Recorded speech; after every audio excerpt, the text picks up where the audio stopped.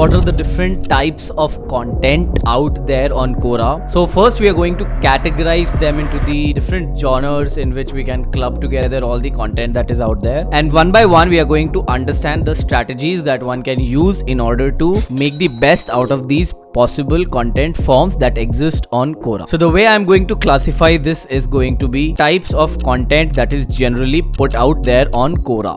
So the first would be the very expected one, the mainstream one, that would be the answer itself. So Quora as an answer is one form of the content that exists out there. But a lot of people assume that that is the only type of content that is out there, which is not really true. Because if you notice carefully, Quora has something called the Quora Partner program, in which it pays people to ask questions. So if your purpose or if somebody's purpose of using Quora is to ask questions such that it becomes a means for them to earn money, in such cases this person's strategy would be to choose and ask questions in all the languages possible that Quora supports, because the more the questions are asked, the higher the probability of the question becoming popular. And if the question becomes popular, people see more advertising, or Quora is able to sell more advertising, and hence the person who has asked this question starts getting paid more and more. So there are two types of content that we've discussed so far. One would be the question, one would be the answer. Alright, Quora Spaces. So even if you are somebody who's not writing answers or asking questions, you can still create a safe space which allows you to be the owner of that particular platform, which is called Quora Spaces. And here you can share anything that you desire or want. Since the introduction of Quora Spaces, there have been about hundreds and thousands of spaces that have opened up in different categories. There is books, there is fiction, there is history, there is astrology, religion, entrepreneurship, digital marketing. So it's like an entire range of topics out there, which is something that is very unique, because Quora as a platform is allowing people who are not content creators to still curate content and become popular in a category that they are curating the content in. Now the fourth one is not a very actively used content form by most of the people who are there on Quora, but a lot of businesses use it. This is something called Quora Ads. Now since we are talking about the different forms of content, this also would be categorized in the form of Quora content, because people can get access to famous answers, famous questions, famous topics with Quora Ads as a tool. So you pay a certain amount of Quora and tell them that, hey, I want my content to be advertised or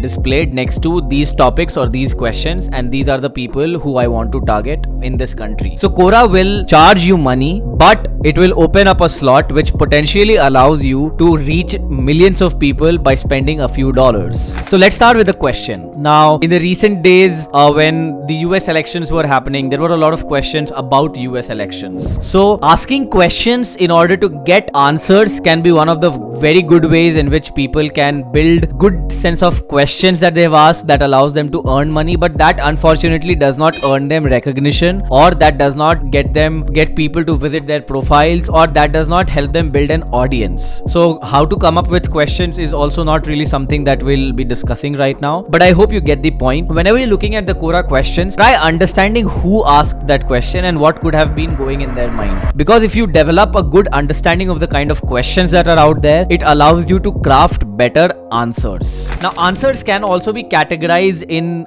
many forms and mannerisms. One could be answers which educate you. They're telling you or they're informing you about something that you did not know about or you were interested in but did not know where to learn from. So educational. Now educational answers usually cannot be just text based. You have to include images, videos, perhaps infographics. So educational answers ideally should be written with the intent of making the other person who's reading the answer aware by giving them context, a good understanding of the problem statement, the question itself, and then answering the question along with examples. Now a lot of times people may find opportunities wherein they are writing exceptionally good valuable answers, but for more information they are directing the answer viewer to an external website. So this external website can be very smartly crafted such that this website is yours. So let's say you want to sell digital marketing courses. So ideally you would write write answers to questions where people are seeking answers to things like how to learn digital marketing, how much money can you earn as a digital marketer. And your goal would be to write good, exceptionally well crafted answers such that if people find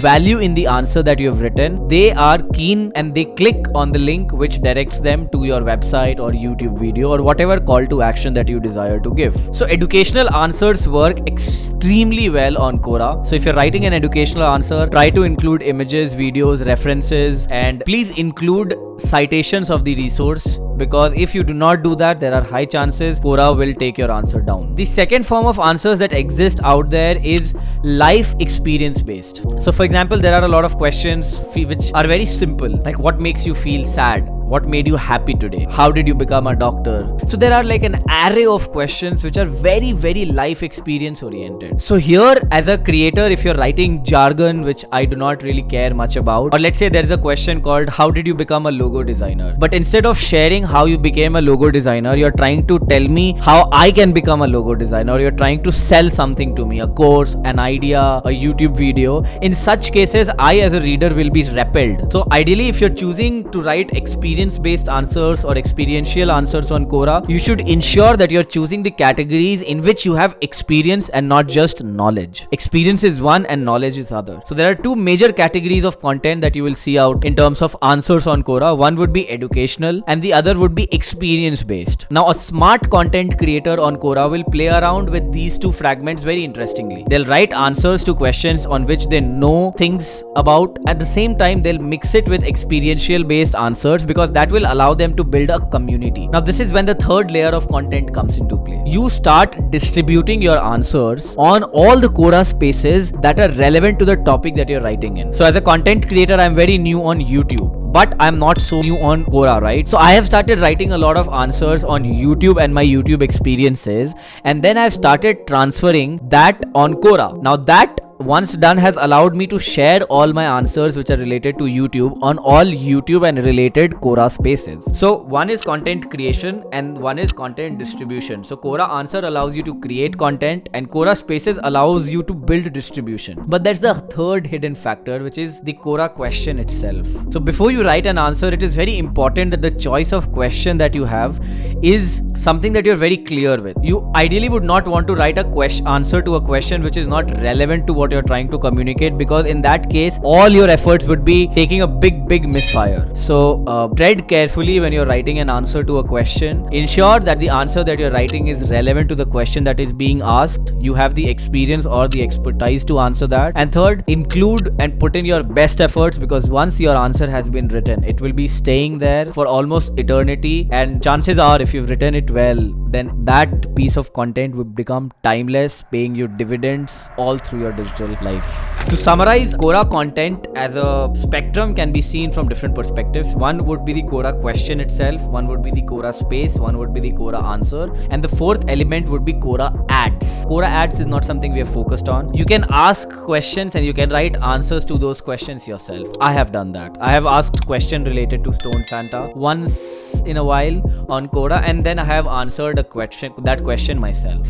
And the interesting thing is, you can ask questions anonymously. So if you think you're not finding any question out there on the internet or on Quora which you know the answer of, you can ask yourself a question anonymously and put an answer to that. But remember, if you're writing or asking a question which is something that I do not relate to, then all your efforts will again be not something that term fruitful for you. So ideally, understanding the question, the answer, and the Quora space, the interlinking between these things would allow you to create better content. And with that, I wish you all the best.